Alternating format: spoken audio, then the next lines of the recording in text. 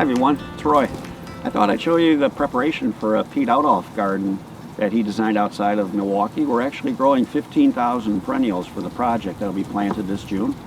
And just one of the things I'd like to show you, we have Persicaria amplexicaulis Alba here. We're doing about 200 for the planting.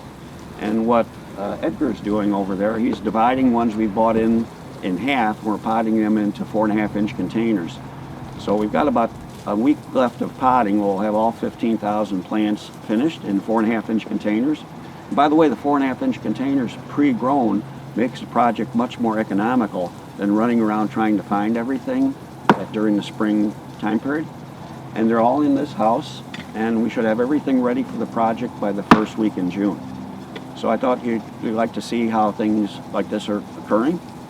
And again, this will be installed in mid-June, and it should be fully on its way to being a successful garden by late June and July. So thanks a lot, and we'll talk to you soon. Bye.